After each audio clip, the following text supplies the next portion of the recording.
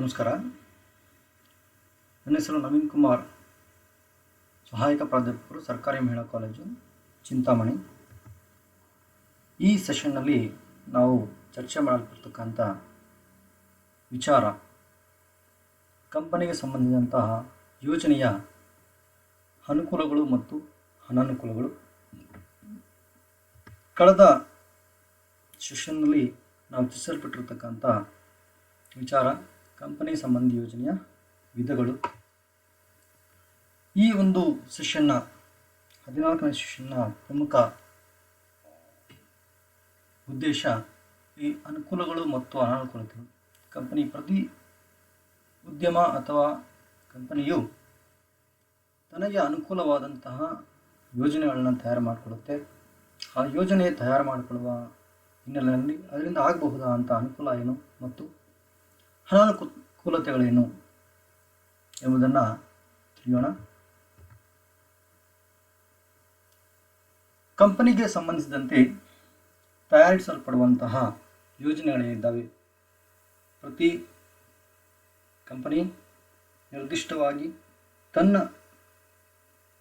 ಉದ್ದಿಮೆಯ ಸ್ವರೂಪಕ್ಕೆ ಅನುಗುಣವಾಗಿ ಯೋಜನೆಗಳನ್ನು ಕಾಲಕಾಲಕ್ಕೆ ತಯಾರು ಮಾಡಿಕೊಳ್ಳುತ್ತವೆ. ಆ ಉದ್ದಿಮೆಯ ಉತ್ಪನ್ನದ ಸ್ವರೂಪ, ಆ ಉದ್ದಿಮೆಯ ಉತ್ಪನ್ನದ ಮಾರುಕಟ್ಟೆಯ ಸ್ವರೂಪ, ಆ ಉದ್ದಿಮೆಯ ಉತ್ಪನ್ನದ ಮಾರುಕಟ್ಟೆಯ ವಿಸ್ತಾರ ಮೊದಲಾದ ಆಧಾರದಲ್ಲಿ ತನ್ನದೇ ಆದಂಥ ಒಂದು ಯೋಜನೆಯನ್ನು ತಯಾರು ಮಾಡಿಕೊಳ್ಳುತ್ತೆ. ಅದು ವಿವಿಧ ವಿಭಾಗಗಳಿಗೆ ಸಂಬಂಧಿಸಿದಂತೆ ಆಗಿರ್ಬೋದು, ಆಯವ್ಯಯ ವಿಭಾಗಕ್ಕೆ ಸಂಬಂಧಿಸಿದಂತೆ, ಮೇಲ್ವಿಚಾರಣೆ ವಿಚಾರಕ್ಕೆ ಸಂಬಂಧಿಸಿದಂತೆ, ಹಣಕಾಸಿನ ಸಂಪನ್ಮೂಲಗಳ ಕ್ರೋಢೀಕರಣದ ವಿಚಾರವಾಗಿ ಆಗಿರ್ಬೋದು, ಮಾರುಕಟ್ಟೆಯ ವಿಚಾರವಾಗಿ ಆಗಿರ್ಬೋದು, ಉತ್ಪಾದನೆಗಳ ಕ್ರೋಢೀಕರಣದ ವಿಚಾರವಾಗಿ ಆಗಿರ್ಬೋದು. ಒಟ್ಟಾರೆ ಒಂದು ಉದ್ದಿಮೆ ತನ್ನ ಅಸ್ತಿತ್ವವನ್ನು ಮುಂದುವರಿಸ್ಕೊಳ್ಳೋದಕ್ಕೆ, ಮಾರುಕಟ್ಟೆಯನ್ನು ವಿಸ್ತರಿಸ್ಕೊಳ್ಳೋದಕ್ಕೆ ಬೇಕಾಗಿರುವ ಹಿನ್ನೆಲೆಯಲ್ಲಿ ಹಲವಾರು ರೀತಿಯಂತಹ ಯೋಜನೆಗಳನ್ನು ಕಾಲಕಾಲಕ್ಕೆ ರೂಢಿ ಮಾಡಿಕೊಳ್ಳುತ್ತವೆ. ಹೀಗಿರುವಾಗ ಪ್ರತಿ ಉದ್ಯಮವೂ ಸಹ ತಾನು ತಯಾರಿಸಿಕೊಳ್ಳುವಂಥ ಯೋಜನೆಯಿಂದ ಏನೆಲ್ಲ ಅನುಕೂಲಗಳನ್ನು ಪಡೆಯಬಹುದು ಅನ್ನೋದನ್ನು ಇವತ್ತಿನ ದಿನ ನಾವು ಚರ್ಚೆ ಮಾಡೋಣ. ಒಂದನೇದು ಧ್ಯೇಯೋದ್ದೇಶಗಳನ್ನು ಈಡೇರಿಸಿಕೊಳ್ಳುವುದು. ಪ್ರತಿ ಉದ್ಯಮವೂ ಸಹ ಯೋಜನೆಯಲ್ಲಿ ನಿರ್ದಿಷ್ಟವಾದಂತಹ ಗುರಿಗಳನ್ನು ಸಾಧಿಸಲು ಅಥವಾ ಧ್ಯೇಯೋದ್ದೇಶಗಳನ್ನು ಸಾಧಿಸಲು ಹೆಚ್ಚು ಆದ್ಯತೆಯನ್ನು ನೀಡಲಾಗಿರುತ್ತೆ. ಆ ಯೋಜನೆಯ ಅನುಸಾರವಾಗಿ ಧ್ಯೇಯೋದ್ದೇಶಗಳು ವ್ಯವಸ್ಥಿತವಾದಂಥ ರೂಪದಲ್ಲಿ ದೈನಂದಿನ ಚಟುವಟಿಕೆಯಲ್ಲಿ ಮುಂದುವರಿಸಿಕೊಂಡು ಹೋಗಲು ಅವಕಾಶವಾಗುತ್ತದೆ. ಹಾಗೆ ವಿವಿಧ ಉದ್ಯಮ ಸಂಸ್ಥೆಗಳ ನಡುವೆ ಸಮನ್ವಯ ಸಹಕಾರದೊಂದಿಗೆ ಯಶಸ್ವಿಗೊಳ್ಳುವುದು ಅತ್ಯವಶ್ಯಕವಾಗಿರುತ್ತೆ. ಉದ್ಯಮದ ಮಾರುಕಟ್ಟೆಯಲ್ಲಿ ತನ್ನ ಅಸ್ತಿತ್ವವನ್ನು ಹೊಂದಬೇಕಾದರೆ ಯೋಜನೆ ಪೂರಕವಾಗಿರುತ್ತದೆ. ಅದು ಅಲ್ಪಕಾಲಕ್ಕಾಗಿರ್ಬೋದು, ದೀರ್ಘಾವಧಿ ಕಾಲಕ್ಕಾಗಿರ್ಬೋದು, ಅಥವಾ ಯಾವುದೋ ನಿರ್ದಿಷ್ಟ ವಿಭಾಗದ ವಿಚಾರಕ್ಕಾಗಿರಬಹುದು. ಯೋಜನೆ ಅನ್ನೋದನ್ನು ರೂಢಿ ಮಾಡಿಕೊಂಡಾಗ ಅಥವಾ ಯೋಜನೆ ಅಂತಕ್ಕಂಥದ್ದು ಕಂಪನಿಗೆ ಸಾಕಷ್ಟು ತನ್ನ ಧ್ಯೇಯೋದ್ದೇಶಗಳನ್ನು ಈಡೇರಿಸಿಕೊಳ್ಳೋದಕ್ಕೆ ಅವಕಾಶ ಮಾಡಿಕೊಳ್ಳೋಕ್ಕೆ ಸಾಧ್ಯ ಇದೆ. ಮತ್ತೊಂದು ಅನುಕೂಲ ಸಂಪನ್ಮೂಲಗಳ ಗರಿಷ್ಠ ಬಳಕೆ, ಮ್ಯಾಕ್ಸಿಮಮ್ ಯುಟಿಲೈಸೇಷನ್ ಆಫ್ ರಿಸೋರ್ಸಸ್. ಇದು ಸಹ ತುಂಬ ಮುಖ್ಯವಾದಂಥ ಅನುಕೂಲವೇ. ಉದ್ಯಮ ಅಥವಾ ಕಂಪನಿ ಸಮರ್ಪಕವಾದ ಯೋಜನೆ ತಯಾರು ಮಾಡಿಕೊಳ್ಳುವುದರಿಂದ ಲಭ್ಯವಿರುವಂಥ ಸಂಪನ್ಮೂಲಗಳನ್ನು ಗರಿಷ್ಠವಾಗಿ ಮತ್ತು ಪರಿಣಾಮಕಾರವಾಗಿ ಬಳಸಿಕೊಳ್ಳಲು ಅವಕಾಶವಾಗುತ್ತದೆ. ಒಂದೊಮ್ಮೆ ಯೋಜನೆಯನ್ನು ತಯಾರು ಮಾಡಿಕೊಳ್ಳದಿದ್ದಲ್ಲಿ ಅಥವಾ ಯೋಜನೆ ಅಳವಡಿಸಿಕೊಳ್ಳದಿದ್ದಲ್ಲಿ ಲಭ್ಯವಿರುವ ಮಿತವಾದ ಸಂಪನ್ಮೂಲಗಳು ಸರಿಯಾದ ಉತ್ಪಾದನಾ ಚಟುವಟಿಕೆಯಲ್ಲಿ ತೊಡಗಿಸಿಕೊಳ್ಳದೆ ಸಂಪನ್ಮೂಲಗಳು ನಷ್ಟ ಹೊಂದುವ ಸಾಧ್ಯತೆ ಇರುತ್ತದೆ. ಏಕೆಂದರೆ ಸಂಪನ್ಮೂಲಗಳು ಕೆಲವೊಮ್ಮೆ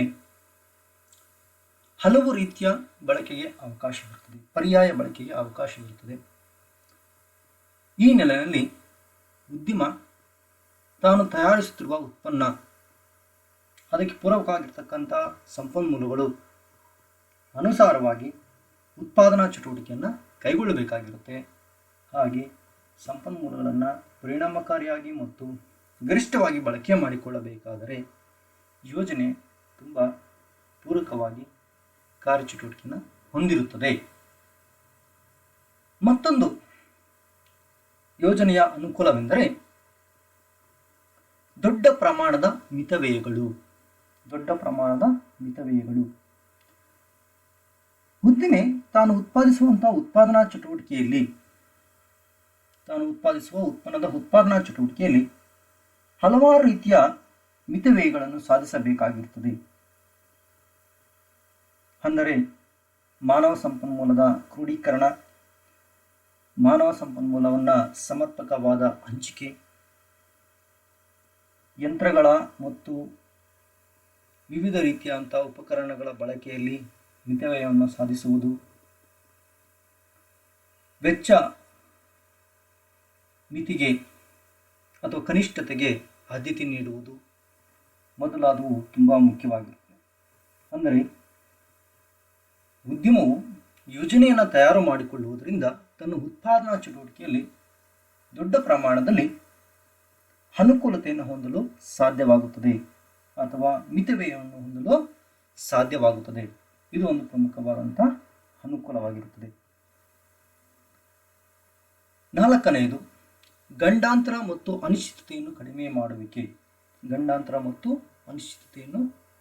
ಮಾಡುವಿಕೆ.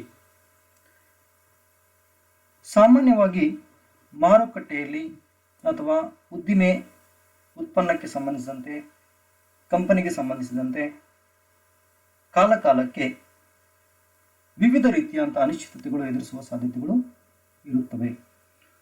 ಅದು ಮಾರಾಟದ ವಿಚಾರವಾಗಿರಬಹುದು ಅಥವಾ ಉತ್ಪನ್ನದ ಮಾರುಕಟ್ಟೆಯ ವಿಚಾರವಾಗಿರಬಹುದು, ಉತ್ಪಾದನಾಂಗಗಳ ಕ್ರೋಢೀಕರಣದ ವಿಚಾರವಾಗಿ ಆಗಿರಬಹುದು, ಹಣದ ಸಂಪನ್ಮೂಲಗಳ ತಯಾರಿಕೆ ಮಾಡಿಕೊಳ್ಳುವುದಲ್ಲಾಗಿರಬಹುದು, ಅಂದರೆ ಕ್ರೋಢೀಕರಣ ಮಾಡಿಕೊಳ್ಳುವುದಾಗಿರಬಹುದು, ಆಯವ್ಯಯ ತಯಾರು ಮಾಡುವಲ್ಲಾಗಿರ್ಬೋದು, ಅಥವಾ ಕಾರ್ಮಿಕರ ಹಿತವನ್ನು ಕಾಯ್ದುಕೊಳ್ಳುವ ವಿಚಾರದಲ್ಲಾಗಿರಬಹುದು. ಉದ್ದಿಮೆ ಕೆಲವೊಮ್ಮೆ ಅನಿಶ್ಚಿತತೆಗಳನ್ನು ಎದುರಿಸಬೇಕಾದ ಸಂದರ್ಭಗಳು ಹೊಂದಿರುತ್ತದೆ. ಯೋಜನೆಯ ಮೂಲಕ ಈ ಎಲ್ಲ ಅಂಶಗಳಿಗೆ ಒಳಗೊಂಡಂತೆ ಸರಿಯಾದಂತಹ ನಿರ್ಣಯಗಳನ್ನು ಕೈಗೊಳ್ಳೋದಕ್ಕೆ ಸಾಧ್ಯವಾಗುತ್ತದೆ.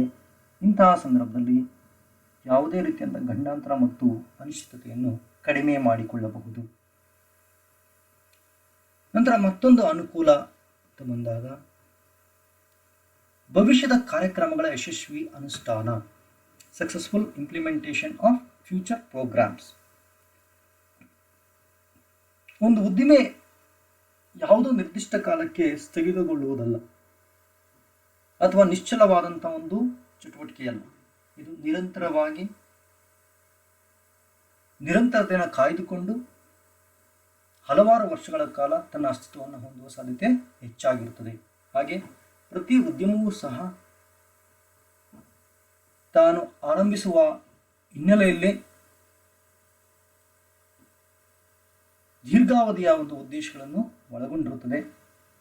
ಕಾಲಕಾಲಕ್ಕೆ ತನ್ನ ಘಟಕಗಳನ್ನು ವಿಸ್ತರಣೆ ಮಾಡುವುದು, ಮಾರುಕಟ್ಟೆಯನ್ನು ವಿಸ್ತರಣೆ ಮಾಡುವುದು, ಮಾರಾಟದ ಗಾತ್ರವನ್ನು ವಿಸ್ತರಣೆ ಮಾಡುವುದು, ಉತ್ಪಾದನೆಯ ಗಾತ್ರವನ್ನು ವಿಸ್ತರಣೆ ಮಾಡುವುದು ಮೊದಲಾದವುಗಳಲ್ಲಿ ಭವಿಷ್ಯದ ಅಂದಾಜುಗಳನ್ನು ಹೊಂದಿರಲಾಗುತ್ತದೆ. ಹಾಗೆ ಭವಿಷ್ಯದ ವರ್ಷಗಳಲ್ಲಿ ಕಾರ್ಯಕ್ರಮಗಳನ್ನು ಯಶಸ್ವಿಯಾಗಿ ಅನುಷ್ಠಾನಗೊಳಿಸಲಿಕ್ಕೆ ಈ ಒಂದು ಯೋಜನೆಯು ತುಂಬ ಸ್ಫೂರ್ತಿದಾಯಕವಾದ ತನ್ನ ಕಾರ್ಯಚಟುವಟಿಕೆಯನ್ನು ಹೊಂದಿರುತ್ತದೆ. ಮತ್ತೊಂದು ಅನುಕೂಲ ತಂಡ ಸ್ಫೂರ್ತಿ, ಟೀಮ್ ಸ್ಪಿರಿಟ್. ನಿರ್ದಿಷ್ಟವಾದ ಉದ್ಯಮ ಅಥವಾ ಕಂಪನಿಯಲ್ಲಿ ಅಥವಾ ಸಂಸ್ಥೆಯಲ್ಲಿ ಸಿಬ್ಬಂದಿಗಳ ನಡುವೆ ಸಮನ್ವಯ, ಸಹಕಾರ ತುಂಬ ಮುಖ್ಯವಾಗಿರುತ್ತದೆ. ತಂಡದ ರೂಪದಲ್ಲಿ ಕಾರ್ಯಚಟುವಟಿಕೆ ಹೊಂದಿರುವ ಅವಶ್ಯಕತೆ ಇರುತ್ತದೆ. ವಿವಿಧ ಹಂತದ ಉದ್ಯೋಗಿಗಳ ನಡುವೆ ಮೇಲ್ವಿಚಾರಣೆ, ಆಡಳಿತಾತ್ಮಕ ಚಟುವಟಿಕೆ, ಸಮನ್ವಯ, ಸಹಕಾರ ಅಸ್ತಿತ್ವದಲ್ಲಿರುತ್ತದೆ. ಈ ಹಿನ್ನೆಲೆಯಲ್ಲಿ ಪ್ರತಿಯೊಬ್ಬರಿಗೂ ಯೋಜನೆಯು ತಂಡ ಸ್ಫೂರ್ತಿಯಲ್ಲಿ ಕಾರ್ಯಚಟುವಟಿಕೆಯನ್ನು ಹೊಂದಲು ಅವಕಾಶವಾಗುತ್ತದೆ. ಏಕೆಂದರೆ ಒಂದು ನಿರ್ದಿಷ್ಟವಾದ ಯೋಜನೆ ಯಾವ ಯಾವ ಸಿಬ್ಬಂದಿ ಅಥವಾ ಯಾವ ಯಾವ ಕಾರ್ಮಿಕ ಅಥವಾ ಯಾವ ಯಾವ ಅಧಿಕಾರಿ ಯಾವೆಲ್ಲ ಕಾರ್ಯಚಟುವಟಿಕೆಯನ್ನು ಹೊಂದಬೇಕೆಂಬುದನ್ನು ಹೇಳಿರುತ್ತದೆ. ಈ ಹಿನ್ನೆಲೆಯಲ್ಲಿ ಯೋಜನೆಯು ತಂಡ ಸ್ಫೂರ್ತಿಯಾಗಿ ಒಂದು ಉದ್ಯಮ ಮುನ್ನಡೆಯಲು ಅವಕಾಶವಾಗುತ್ತದೆ. ಇದೊಂದು ಪ್ರಮುಖವಾದಂಥ ಅನುಕೂಲ. ಎಲ್ಲ ಕಾರ್ಯಗಳ ನಡುವೆ ಸಮನ್ವಯ ನಂತರದ ಒಂದು ಅನುಕೂಲ ಅಥವಾ ಪ್ರಯೋಜನ. ಯೋಜನೆಯಿಂದ ಎಲ್ಲ ಕಾರ್ಯಗಳ ನಡುವೆ ಸಮನ್ವಯ. ಸಂಸ್ಥೆ ಅಥವಾ ಉದ್ದಿಮೆ ವಿವಿಧ ರೀತಿಯ ಕಾರ್ಯಗಳ ನಡುವೆ ನಿರ್ವಹಿಸಲ್ಪಡುತ್ತದೆ. ಈ ವಿವಿಧ ಕಾರ್ಯಗಳ ನಡುವೆ ಸಮನ್ವಯನ ಸಾಧಿಸುವುದು ಅತ್ಯವಶ್ಯಕವಾಗಿರುತ್ತದೆ. ಅಂದರೆ ಕೆಲವೊಮ್ಮೆ ಒಂದು ಉದ್ಯಮ ಸ್ಥಳೀಯವಾದ ಸಂಸ್ಥೆಗಳೊಂದಿಗೆ ತನ್ನ ಮಾರುಕಟ್ಟೆಯನ್ನು ಹೊಂದಿರಬಹುದು. ಅದೇ ಸಂಸ್ಥೆಯು ಅಂತಾರಾಷ್ಟ್ರೀಯ ಮಟ್ಟದಲ್ಲೂ ತನ್ನ ಒಂದು ಮಾರುಕಟ್ಟೆಯನ್ನು ಹೊಂದಿರಬಹುದು ಅಥವಾ ರಾಷ್ಟ್ರ ಮಟ್ಟದಲ್ಲಿ ಮಾರುಕಟ್ಟೆಯನ್ನು ಹೊಂದಿರಬಹುದು. ಹೀಗೆ ಬೇರೆ ಬೇರೆ ಹಂತಗಳಲ್ಲಿ ಇದ್ದಾಗ ತನ್ನ ಮಾರುಕಟ್ಟೆಯನ್ನು ಆಯಾ ಹಂತದ ಮಾರುಕಟ್ಟೆಯ ಗ್ರಾಹಕರಿಗೆ ಅನುಗುಣವಾಗಿ ಕಾರ್ಯಕ್ರಮಗಳನ್ನು ರೂಪಿಸಬೇಕಾಗಿರ್ತದೆ. ಈ ಹಿನ್ನೆಲೆಯಲ್ಲಿ ಯಾವುದೇ ಒಂದು ಉದ್ಯಮ ತಾನು ಯೋಜನೆಗಳನ್ನು ತಯಾರು ಮಾಡಿಕೊಂಡಾಗ ಅವರ ಆದ್ಯತೆ ಏನು, ಸ್ಥಳೀಯ, ಪ್ರಾದೇಶಿಕ, ರಾಷ್ಟ್ರೀಯ, ಅಂತಾರಾಷ್ಟ್ರೀಯ, ಈ ರೀತಿಯಾಗಿ ತನ್ನ ಒಂದು ಆದ್ಯತೆಯನ್ನು ರೂಪಿಸಿಕೊಳ್ಳಲು ಸಾಧ್ಯವಾಗುತ್ತದೆ. ವಿವಿಧ ರೀತಿಯ ಕ್ರಿಯಾಶೀಲ ಚಟುವಟಿಕೆಯಲ್ಲಿ ತೊಡಗಿಕೊಳ್ಳಲು ಸಹ ಈ ಯೋಜನೆಗಳು ಅವಕಾಶವನ್ನು ಉಂಟು ಮಾಡಿಕೊಡುತ್ತದೆ. ಒಂದೊಮ್ಮೆ ಕಾಲಕಾಲಕ್ಕೆ ಬದಲಾದಂತಹ ಮಾರುಕಟ್ಟೆ ಪರಿಸರಕ್ಕೆ ಅನುಗುಣವಾಗಿ ಕಾರ್ಯಗಳು ಜಾರಿಯಾಗಬೇಕಾಗಿರುತ್ತದೆ. ಯೋಜನೆಗಳಿದ್ದಾಗ ಇಂಥ ಒಂದು ಕಾರ್ಯಗಳನ್ನು ಯಶಸ್ವಿಗೊಳಿಸಿಕೊಂಡು ಒಂದು ಉದ್ಯಮ ಮುಂದುವರಿಯಲು ಅವಕಾಶವಾಗುತ್ತದೆ. ಮತ್ತೊಂದು ಅನುಕೂಲ, ಕಂಪನಿ ಸಂಬಂಧಿ ಯೋಜನೆಯಿಂದ ಉಂಟಾಗಬಹುದಾದ ಮತ್ತೊಂದು ಅನುಕೂಲ ತಾಂತ್ರಿಕ ಕುಶಲತೆಯ ಬಳಕೆ, ಯೂಸ್ ಆಫ್ ಟೆಕ್ನಾಲಜಿಕಲ್ ಸ್ಕಿಲ್ಸ್. ಇಲ್ಲಿ ಪ್ರಮುಖವಾಗಿ ತಂತ್ರಜ್ಞಾನ ಅನ್ನೋದು ಪ್ರತಿದಿನವೂ ಸಹ ಬದಲಾವಣೆಯಾಗುತ್ತದೆ.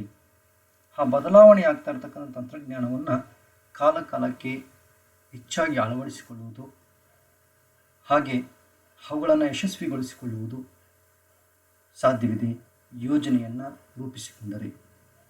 ಹಾಗೆ ಎಲ್ಲ ರೀತಿಯ ತಾಂತ್ರಿಕತೆಯು ಒಂದು ಕಂಪನಿಗೆ ಪೂರಕವಾಗಿ ಕೆಲಸ ಮಾಡುತ್ತದೆ ಎಂಬುದು ಸಹ ಒಂದು ಕಲ್ಪನಾತೀತವಾಗಿ ತಪ್ಪೆನಿಸಬಹುದು. ಆದರೆ ಬಹುತೇಕ ಸಂದರ್ಭದಲ್ಲಿ ತಾಂತ್ರಿಕ ಕುಶಲತೆಯು ಒಂದು ಉದ್ದಿಮೆಗೆ ಅನುಕೂಲವನ್ನೇ ಉಂಟು ಮಾಡುತ್ತದೆ. ಈ ಹಿನ್ನೆಲೆಯಲ್ಲಿ ಯೋಜನೆ ಅಂತ ಬಂದಾಗ ನಮ್ಯ ರೂಪದಲ್ಲಿ ಅಥವಾ ಯೋಜನೆಯಲ್ಲಿ ತಾಂತ್ರಿಕ ಕುಶಲತೆಯ ಬದಲಾವಣೆಗಳನ್ನು ಕಾಲಕಾಲಕ್ಕೆ ಅಳವಡಿಸಿಕೊಂಡದ್ದೇ ಆದಲ್ಲಿ ಕಂಪನಿ ಅಥವಾ ಉದ್ಯಮವು ಯಶಸ್ವಿಯಾಗಲಿಕ್ಕೆ ಸಾಧ್ಯವಾಗುತ್ತದೆ. ಈ ಎಲ್ಲ ಅಂಶಗಳು ಸಹ ಕಂಪನಿ ಸಂಬಂಧಿ ಯೋಜನೆಯ ಅನುಕೂಲಗಳಾಗಿವೆ. ಅಂದರೆ ಒಂದು ಕಂಪನಿಯ ಧ್ಯೇಯೋದ್ದೇಶಗಳನ್ನು ಈಡೇರಿಸಿಕೊಳ್ಳುವುದು, ಸಂಪನ್ಮೂಲಗಳನ್ನು ಗರಿಷ್ಠವಾಗಿ ಬಳಕೆ ಮಾಡಿಕೊಳ್ಳುವುದು, ದೊಡ್ಡ ಪ್ರಮಾಣದಲ್ಲಿ ಮಿತವ್ಯಯಗಳನ್ನು ಸಾಧಿಸುವುದು, ಗಂಡಾಂತರ ಮತ್ತು ಅನಿಶ್ಚಿತತೆಯನ್ನು ಕಡಿಮೆ ಮಾಡಿಕೊಳ್ಳುವುದು, ಭವಿಷ್ಯದ ಕಾರ್ಯಕ್ರಮಗಳನ್ನು ಯಶಸ್ವಿಯಾಗಿ ಅನುಷ್ಠಾನಗೊಳಿಸುವುದು, ಉದ್ದಿಮೆಯು ನೌಕರರು ತಂಡ ರೀತಿಯಲ್ಲಿ ತಮ್ಮ ಕಾರ್ಯಾಚರಣೆಯನ್ನು ಹೊಂದುವುದು, ವಿವಿಧ ಕಾರ್ಯಗಳ ನಡುವೆ ಸಮನ್ವಯವನ್ನು ಸಾಧಿಸುವುದು, ತಾಂತ್ರಿಕ ಕುಶಲತೆಯನ್ನು ಹೆಚ್ಚು ಬಳಕೆ ಮಾಡಿಕೊಳ್ಳುವುದು, ಇವೆಲ್ಲವೂ ಸಹ ಒಂದು ನಿರ್ದಿಷ್ಟವಾದಂಥ ಉದ್ಯಮ ಯೋಜನೆಯನ್ನು ರೂಪಿಸಿಕೊಂಡಾಗ ಲಭಿಸಬಹುದಾದ ಅನುಕೂಲಗಳಾಗಿವೆ. ಹಾಗೆ ಯಾವುದೇ ಒಂದು ಸಂಸ್ಥೆಯು ಒಂದು ನಿರ್ದಿಷ್ಟವಾದಂತಹ ಯೋಜನೆಯಿಂದ ಹಲವು ಅನುಕೂಲಗಳನ್ನು ಪಡೆಯುತ್ತವೆಯೋ ಹಾಗೆ ಕೆಲವೊಂದು ಅನಾನುಕೂಲತೆಗಳು ಉಂಟಾಗುವ ಸಾಧ್ಯತೆ ಇರುತ್ತದೆ. ಅಥವಾ ತನ್ನದೇ ಆದ ಮಿತಿಯಲ್ಲಿ ಆ ಯೋಜನೆಯನ್ನು ರೂಪಿಸಿಕೊಳ್ಳುವ ಒಂದು ಅವಕಾಶವೂ ಇರುತ್ತದೆ. ಇದು ಕಂಪನಿ ಸಂಬಂಧಿಯ ಯೋಜನೆಯ ಒಂದು ಅನಾನುಕೂಲತೆಗಳ ಬಗ್ಗೆ ಇಲ್ಲಿ ಚರ್ಚಿಸಲಾಗ್ತಾ ಇದೆ. ಯಾವೆಲ್ಲ ಅಂಶಗಳು ಅನಾನುಕೂಲತೆಗಳನ್ನು ಪ್ರಸ್ತುತಪಡಿಸುತ್ತವೆ ಎಂಬುದನ್ನು ನೋಡೋಣ. ಒಂದೇದು ಕ್ರಿಯೆಯಲ್ಲಿ ವಿಳಂಬ, ಅಂದರೆ ಡಿಲೇ ಇನ್ ಆಕ್ಷನ್. ಅಂದರೆ ಯಾವುದೇ ಒಂದು ಉದ್ಯಮ ತನ್ನ ಕಾರ್ಯಾಚರಣೆಯನ್ನು ಕೈಗೊಳ್ಳಬೇಕಾದ್ರೆ ಯೋಜನೆಯನ್ನು ಆಧಾರವಾಗಿ ತೆಗೆದುಕೊಂಡು ಅಥವಾ ಯಾವುದೋ ಒಂದು ನಿರ್ದಿಷ್ಟ ಯೋಜನೆ ಒಂದು ಉದ್ಯಮ ತಯಾರು ಮಾಡಿದೆ, ಆ ತಯಾರಿಸಲ್ಪಟ್ಟಿರ್ತಕ್ಕಂತಹ ಯೋಜನೆಯನ್ನೇ ಆಧಾರವಾಗಿ ಹೊಂದಿದ್ದು ಅದರ ಮೂಲಕ ತಾನು ತೆಗೆದುಕೊಳ್ಳಬಹುದಾದ ನಿರ್ಧಾರಗಳನ್ನು ವಿಳಂಬ ಮಾಡಿದ್ದೇ ಆದಲ್ಲಿ ಉತ್ಪಾದನಾ ಚಟುವಟಿಕೆಯನ್ನು ಮುಂದೂಡಬೇಕಾಗುತ್ತದೆ. ಏಕೆಂದರೆ ಕೆಲವೊಮ್ಮೆ ಯೋಜನೆಯ ಅನುಸಾರವಾಗಿಯೇ ನಿರ್ಧಾರಗಳನ್ನು ಕೈಗೊಳ್ಳಲು ನಿರ್ವಹಣಾಗಾರನಾಗಿರಬಹುದು ಅಥವಾ ವ್ಯವಸ್ಥಾಪನಾಗಾರನಾಗಿರ್ಬೋದು ಆದ್ಯತೆ ನೀಡಿದ್ದೇ ಆದಲ್ಲಿ ತನ್ನ ಒಂದು ಯೋಜನೆ ವೇಗವನ್ನು ಪಡೆದುಕೊಳ್ಳೋದಕ್ಕೆ ತಡೆಯಾಗಬಹುದು. ಯಾವುದು? ಯೋಜನೆ ತಯಾರು ಮಾಡಿಸಲ್ಪಟ್ಟಿದೆ ಅಥವಾ ತಯಾರಿಸಲ್ಪಟ್ಟ ಯೋಜನೆ ಅನುಸಾರವಾಗಿ ಉತ್ಪಾದನೆ ಕೈಗೊಳ್ಳೋದಕ್ಕೆ ಮುಂದಾಗ್ತಾ ಇದ್ದಾರೆ. ಆ ಸಂದರ್ಭದಲ್ಲಿ ಬದಲಾವಣೆ ಏನಿದೆ ಅದರ ಅನುಸಾರವಾಗಿ ಕೈಗೊಳ್ಳೋದಿಲ್ಲ. ಸೊ ಆಗ ತನ್ನ ಕಾರ್ಯಾಚರಣೆ ನಿಧಾನಗತಿಯಲ್ಲಿ ಮುಂದುವರಿಯುವ ಸಾಧ್ಯತೆಗಳು ಸಹ ಉಂಟು. ಸೊ ಹೀಗಾಗಿ ಇದೊಂದು ಪ್ರಮುಖವಾದಂಥ ಅನಾನುಕೂಲತೆ. ಎರಡನೇದು ಊಹೆಗಳು ಪೂರ್ಣವಾಗಿ ನಂಬಲಾರ್ಹವಲ್ಲ. Assumptions are not fully reliable. ಉದ್ದಿಮೆ ತಾನು ಯೋಜನೆ ತಯಾರು ಮಾಡುವುದು ಖಚಿತ ಅಂಕಿ ಸಂಖ್ಯೆಗಳ ಆಧಾರದ ಮೇಲೆ ಮಾಡಲು ಎಲ್ಲ ಸಂದರ್ಭದಲ್ಲಿ ಸಾಧ್ಯವಾಗುವುದಿಲ್ಲ. ಉದಾಹರಣೆಗೆ ಬೇಡಿಕೆ ಮುನ್ನಂದಾಜು ಏನು ಹೇಳುತ್ತೆ? ಈಗಾಗಲೇ ಕಳೆದಂತಹ ವರ್ಷಗಳಲ್ಲಿ ಮಾರಾಟಗೊಂಡಿರುವ ಅಥವಾ ಬೇಡಿಕೆಯ ಒಂದು ಅಂಕಿ ಸಂಖ್ಯೆಗಳ ಆಧಾರವಾಗಿ ಭವಿಷ್ಯದ ವರ್ಷದಲ್ಲಿ ಅಂಕಿ ಸಂಖ್ಯೆಗಳನ್ನು ಏನು ಹೇಳುತ್ತೆ, ಎಷ್ಟು ಬೇಡಿಕೆ ಬರಬಹುದು ಅನ್ನೋದನ್ನು ಬೇಡಿಕೆ ಮುನ್ನಂದಾಜು ಹೇಳುತ್ತೆ. ಪೂರೈಕೆ ಮುನ್ನಂದಾಜು ಈಗಾಗಲೇ ಇರ್ತಕ್ಕಂಥ ಕಳೆದ ವರ್ಷಗಳಲ್ಲಿ ಎಷ್ಟು ಉತ್ಪಾದಿಸಲ್ಪಟ್ಟಿವೆ ಅನ್ನೋದಾದ ಮೇಲೆ ಮುಂದಿನ ವರ್ಷ ಎಷ್ಟು ಉತ್ಪಾದಿಸಲ್ಪಡಬಹುದು ಅನ್ನೋದನ್ನು ಹೇಳುತ್ತೆ. ಸೊ ಇವುಗಳನ್ನು ಊಹೆಗಳ ಆಧಾರದ ಮೇಲೆ ಖಚಿತವಾಗಿ ಹೇಳಲು ಸಾಧ್ಯವಾಗುವುದಿಲ್ಲ. ಸೊ ಹಾಗಾಗಿ ತಾವು ತಮ್ಮ ಯೋಜನೆ ತಯಾರು ಮಾಡಿಕೊಳ್ಳಲು ಪರಿಗಣಿಸಬಹುದಾದ ಊಹೆಗಳು ಯಾವ್ಯಾವು, ಅವು ಸರಿಯಾಗಿದ್ದರೆ ಮಾತ್ರವೇ ಯೋಜನೆ ಪರಿಣಾಮಕಾರಿಯಾಗಿ ಯಶಸ್ವಿಯಾಗಲು ಸಾಧ್ಯ. ಒಂದೊಮ್ಮೆ ಊಹೆ ಮಾಡಿದಂತಹ ಒಂದು ಅಂಶಕ್ಕೂ ಮತ್ತು ವಾಸ್ತವ ಅಂಶಕ್ಕೂ ಅಂತರ ಹೆಚ್ಚಾಗಿದ್ದಲ್ಲಿ ಯೋಜನೆ ಅನ್ನೋದು ಫಲಕಾರಿಯಾಗುವುದಿಲ್ಲ ಅಥವಾ ಯೋಜನೆಯ ಪ್ರಕಾರವೇ ತನ್ನ ಉದ್ದಿಮೆ ಬೆಳವಣಿಗೆ ಆಗಲಿಕ್ಕೆ ಸಾಧ್ಯವಾಗದೇ ಇರುವಂಥ ಸಾಧ್ಯತೆಗಳು ಉಂಟು. ಮೂರನೇ ಒಂದು ಮಿತಿ ಅಥವಾ ಅನಾನುಕೂಲತೆ ಅಂತಂದರೆ ವೆಚ್ಚದಾಯಕ, ಎಕ್ಸ್ಪೆನ್ಸಿವ್. ಯೋಜನೆ ಅಂತಕ್ಕಂಥದ್ದು ಕೆಲವೇ ದಿನಗಳಲ್ಲಿ ಅಥವಾ ಕೆಲವೇ ಗಂಟೆಗಳಲ್ಲಿ ತಯಾರಿಸಲು ಸಾಧ್ಯವಾಗುವಂಥ ಒಂದು ಪರಿಕಲ್ಪನೆಯಲ್ಲ. ಯೋಜನೆ ಎಂಬುದು ಹಲವಾರು ವರ್ಷಗಳ ದತ್ತಾಂಶಗಳನ್ನು ಶೇಖರಣೆ ಮಾಡಿಕೊಳ್ಳಬೇಕು. ಅದರ ಅನುಸಾರವಾಗಿ ವಿವಿಧ ರೀತಿಯಾದಂಥ ಒಂದು ತಾಂತ್ರಿಕ ವಿಧಾನಗಳನ್ನು ಅಳವಡಿಸಿಕೊಳ್ಳಬೇಕು. ಅದಕ್ಕೆ ಮುಖ್ಯವಾಗಿ ಹೆಚ್ಚು ಬೌದ್ಧಿಕ ಆಸ್ತಿಯನ್ನು ಅಥವಾ ಬೌದ್ಧಿಕತೆಯನ್ನು ಹೊಂದಿರುವಂಥ ತಜ್ಞರ ಅವಶ್ಯಕತೆ ಇರಬೇಕು. ಅವರುಗಳ ಮನವರಿಕೆ, ಅವರುಗಳ ಒಂದು ವಿವಿಧ ರೀತಿಯಾದಂಥ ಒಂದು ಮಾರುಕಟ್ಟೆಯ ಜ್ಞಾನ, ಹಾಗೆ ಅವರುಗಳ ಒಂದು ವಿವೇಚನೆ, ಕಲ್ಪನಾ ಒಂದು ಅಂಶ ಮೊದಲಾದವುಗಳ ಆಧಾರದಲ್ಲಿ ಹಲವಾರು ಮಾರ್ಗಗಳನ್ನು ನಿರ್ಮಾಣ ಮಾಡಲಾಗುತ್ತದೆ. ನಿರ್ಮಾಣ ಮಾಡಿರುವಂಥ ಯೋಜನೆಯ ಹಾದಿಯಲ್ಲಿ ಯಾವುದಾದ್ರೂ ಒಂದನ್ನು ಆಯ್ಕೆ ಮಾಡಿಕೊಳ್ಳಬಹುದಾದ ಸಾಧ್ಯತೆಗಳಿರುತ್ತವೆ. ಸೊ ಹೀಗೆ ವೆಚ್ಚದಾಯಕತೆ ಅಂತಕ್ಕಂಥದ್ದು ನಾವು ತುಂಬ ಮುಖ್ಯವಾದದ್ದು. ಹೆಚ್ಚು ಹಣ ವ್ಯಯವಾಗುವ ಸಾಧ್ಯತೆಗಳು ಇರುತ್ತವೆ. ಸೊ ಇದೊಂದು ತುಂಬ ಮುಖ್ಯವಾದಂಥ ಅಂಶ. ಸಾಕಷ್ಟು ಸಂದರ್ಭದಲ್ಲಿ ಏನಾಗುತ್ತೆ, ವಿವಿಧ ರೀತಿಯಂಥ ಉದ್ಯಮಿಗಳು ತಾವು ತಯಾರಿಸಲ್ಪಟ್ಟಿರ್ತಕ್ಕಂಥ ಯೋಜನೆಗೆ ಅವು ಉತ್ಪಾದನೆಯಿಂದ ಬರಬಹುದಂಥ ಆದಾಯಕ್ಕಿಂತ ಮಿತವಾದಂಥ ಒಂದು ವೆಚ್ಚ ಆಗುವಂಥ ಸಾಧ್ಯತೆ ಇರುತ್ತೆ. ಯಾವ ಸಂದರ್ಭದಲ್ಲಿ ವೆಚ್ಚ ಹೆಚ್ಚಾಗಿದ್ದು ಆದಾಯ ಕಡಿಮೆ ಆಗುತ್ತೋ ಅಲ್ಲಿ ಯೋಜನೆ ಅನ್ನೋದು ಪೂರಕವಾಗುವುದಿಲ್ಲ ಆ ಉದ್ಯಮಿಯ ಬೆಳವಣಿಗೆಯಲ್ಲಿ. ಇದು ಮುಖ್ಯವಾದಂಥ ಅಂಶ, ಮಿತಿ ಅಂತ ಹೇಳೋದಾದ್ರೆ. ನಂತರ ದತ್ತಾಂಶಗಳ ಕೊರತೆ, ಇದು ತುಂಬ ಮುಖ್ಯವಾದಂಥದ್ದು. ಯೋಜನೆಯ ಅನಾನುಕೂಲತೆ ಅಥವಾ ಮಿತಿಯಲ್ಲಿ ನಾವು ಬಂದಾಗ ಯಾವುದೇ ಒಂದು ಉದ್ಯಮಕ್ಕೆ ಸಂಬಂಧಿಸಿದಂತೆ ತಾನು ಯೋಜನೆಯನ್ನು ತಯಾರು ಮಾಡಿಕೊಳ್ಬೇಕಾದ್ರೆ ಪೂರಕವಾಗಿ ಸಂಗ್ರಹಿಸುವಂಥ ಎಲ್ಲ ದತ್ತಾಂಶಗಳು ಅಥವಾ ಅಂಕಿಅಂಶಗಳು ಅತ್ಯವಶ್ಯಕವಾದ್ದು. ಹಾಗೂ ಆ ಅಂಕಿಅಂಶಗಳು ನಿಖರವಾಗಿರುವಂಥದ್ದು ತುಂಬ ಮುಖ್ಯವಾದದ್ದು. ಊಹಾತ್ಮಕ ಅಂಕಿಅಂಶಗಳು ಅಥವಾ ಪರ್ಯಾಯವಾಗಿ ನಾವು ಯಾವುದೋ ಒಂದು ಉದ್ದಿಮೆಯಲ್ಲಿ ಸಂಬಂಧಿಸಿದಂತೆ ಯಾರು ಅಂಕಿ ಸಂಖ್ಯೆಗಳನ್ನು ಸಂಗ್ರಹಿಸ್ತಾನೋ ಅವರ ಒಂದು ವಿಶ್ವಾಸಾರ್ಹತೆ ಇವೆಲ್ಲವೂ ತುಂಬ ಮುಖ್ಯ. ಯಾಕೆಂದರೆ ಆ ಒಂದು ಅಂಕಿಅಂಶಗಳ ಸಂಗ್ರಹಣೆ ಮಾಡುವವನು ಸಹ ವಿಶ್ವಾಸಾರ್ಹತೆಯನ್ನು ಹೊಂದಿರುವುದಿಲ್ಲ ಎಂದು ಆದಾಗ ಅಂಕಿ ಸಂಖ್ಯೆಗಳ ಕೊರತೆ ಉಂಟಾಗುವ ಸಾಧ್ಯತೆ ಇರುತ್ತದೆ. ಕೆಲವೊಮ್ಮೆ ದತ್ತಾಂಶಗಳನ್ನು ಒದಗಿಸುವವರು ಸಹ ತುಂಬ ಮುಖ್ಯ. ಏಕೆಂದರೆ ದತ್ತಾಂಶಗಳನ್ನು ಒದಗಿಸುವವನು ಸಹ ಸಮರ್ಪಕವಾದಂಥ ಮಾಹಿತಿಯನ್ನು ಕೊಡದೇ ಇರಬಹುದು. ಸೊ ಹೀಗೆ ಸಂಗ್ರಹಿಸುವ ಮಾಹಿತಿಯನ್ನು ಏನು ಅಂಕಿಅಂಶಗಳೇನಿದ್ದಾವೆ ಅವು ಸಮರ್ಪಕವಾಗಿ ನಿಖರವಾದಂಥ ಮಾಹಿತಿಯನ್ನು ಪಡೆದಿದ್ದೇ ಆದಲ್ಲಿ ಯೋಜನೆ ಯಶಸ್ವಿ ಆಗಲಿಕ್ಕೆ ಸಾಧ್ಯ. ಇಲ್ಲವಾದಲ್ಲಿ ದತ್ತಾಂಶಗಳ ಕೊರತೆ ಇದ್ದಾಗ ಸಮರ್ಪಕದ ಯೋಜನೆಯನ್ನು ತಯಾರು ಮಾಡಲಿಕ್ಕೆ ಅಥವಾ ಪರಿಣಾಮಕಾರಿ ಯೋಜನೆ ತಯಾರು ಮಾಡಿಕೊಳ್ಳೋದಕ್ಕೆ ಸಾಧ್ಯ ಆಗೋದಿಲ್ಲ. ಇದೊಂದು ಪ್ರಮುಖವಾದಂಥ ಅನಾನುಕೂಲತೆ ಅಂತ ಹೇಳ್ಬೋದು ಯೋಜನೆ ತಯಾರಿಕೆಯಲ್ಲಿ ಅಥವಾ ಕಂಪನಿಗೆ ಸಂಬಂಧಿಸಿದಂಥ ಯೋಜನೆ ಜಾರಿಗೊಳಿಸುವಲ್ಲಿರ್ತಕ್ಕಂಥ ಒಂದು ಮಿತಿಯಲ್ಲಿ. ನಂತರ 5ನೇ ಒಂದು ಮಿತಿ ಅಂತ ಬಂದಾಗ ಚಿಕ್ಕ ಉದ್ಯಮಗಳಿಗೆ ಸೂಕ್ತವಾದುದಲ್ಲ, not suitable for small business. ಇಲ್ಲಿ ಯೋಜನೆ ಅಂತಕ್ಕಂಥದ್ದು ದೊಡ್ಡ ಮಟ್ಟದಲ್ಲಿ ಉದ್ಯಮಗಳನ್ನು ನಡೆಸುವಂಥ ಒಂದು ವ್ಯವಸ್ಥೆಗೆ ಪೂರಕವಾಗಿದೆ. ಆದರೆ ಸಣ್ಣ ಪ್ರಮಾಣದಲ್ಲಿ ಅಥವಾ ಚಿಕ್ಕ ಪ್ರಮಾಣದಲ್ಲಿ ಬಂಡವಾಳವನ್ನು ತೊಡಗಿಸಿ ಉದ್ಯಮಗಳನ್ನು ನಡೆಸುವಂಥ ಒಂದು ಕಂಪನಿಗಳಿಗೆ ಯಾವುದೇ ರೀತಿಯಾದಂಥ ಒಂದು ಅನುಕೂಲವನ್ನು ಯೋಜನೆ ಪೂರಕವಾಗಿರುವುದಿಲ್ಲ.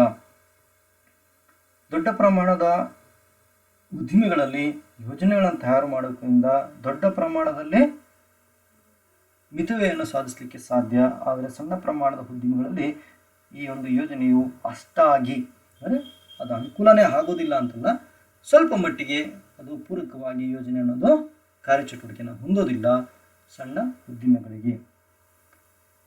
ನಂತರದ ಒಂದು ಮಿತಿ ಅತ್ಯುನ್ನತ ನಿರೀಕ್ಷೆಗಳು,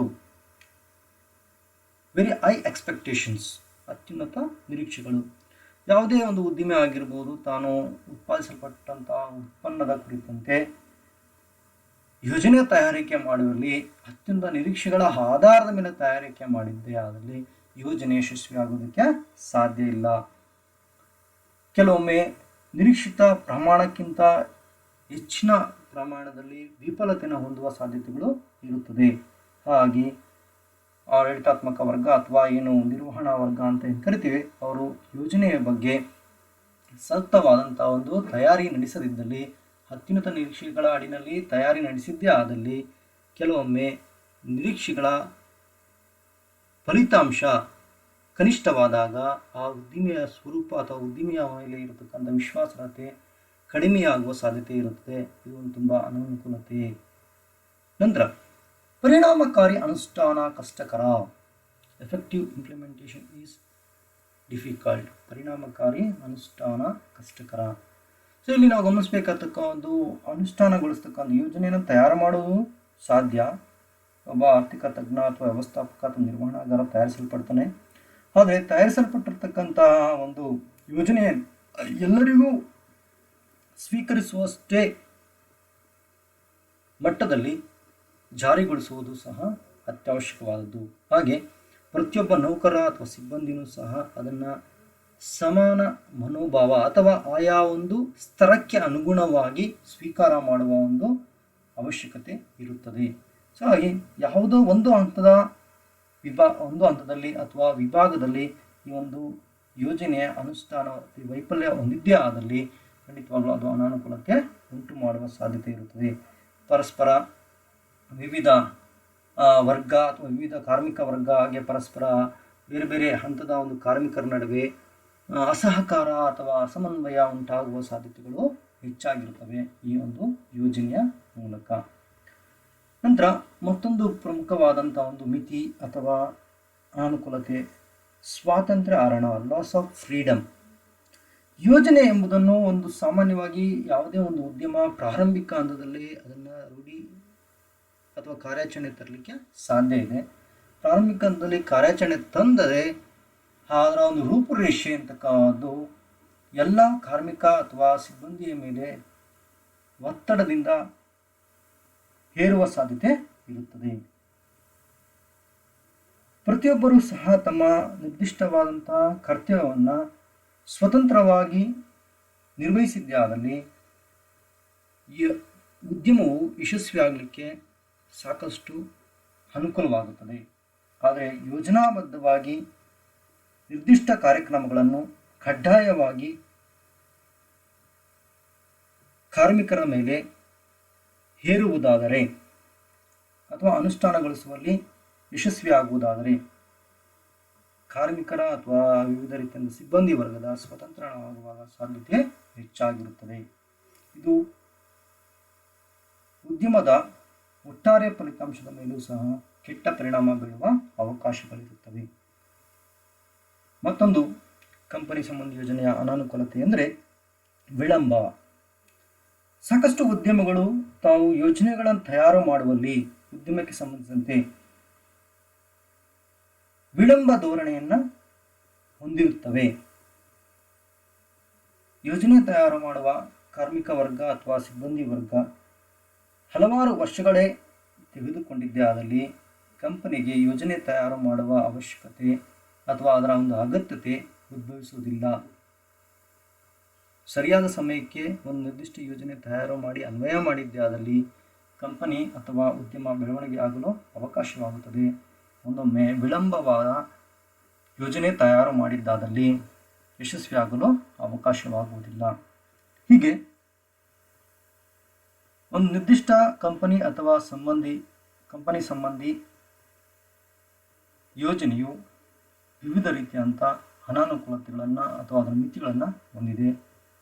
ಕ್ರಿಯೆಯಲ್ಲಿ ವಿಳಂಬ ಆಗುವುದು, ಊಹೆಗಳು ಪೂರ್ಣವಾಗಿ ನಂಬಲರ್ಹವಲ್ಲ, ವೆಚ್ಚದಾಯಕ, ದತ್ತಾಂಶಗಳ ಕೊರತೆ, ಚಿಕ್ಕ ಉದ್ಯಮಗಳಿಗೆ ಸೂಕ್ತವಾದದ್ದಲ್ಲ, ಅತ್ಯುನ್ನತ ನಿರೀಕ್ಷೆಗಳು, ಪರಿಣಾಮಕಾರಿ ಅನುಷ್ಠಾನ ಕಷ್ಟಕರ, ಸ್ವಾತಂತ್ರ್ಯ ಹರಣ, ವಿಳಂಬ. ಸೊ ಈ ಒಂದು ಸೆಷನ್ನಲ್ಲಿ ನಾವು ಕಂಪನಿಗೆ ಸಂಬಂಧಿಸಿದಂಥ ಯೋಜನೆಯ ಅನುಕೂಲ ಮತ್ತು ಅನಾನುಕೂಲಗಳನ್ನು ಚರ್ಚಿಸಿದ್ದೇವೆ. ಎಲ್ಲರಿಗೂ ಸಹ ಅರ್ಥವಾಗಿರುತ್ತೆ ಎಂದು ಭಾವಿಸುತ್ತೇನೆ. ಧನ್ಯವಾದಗಳು.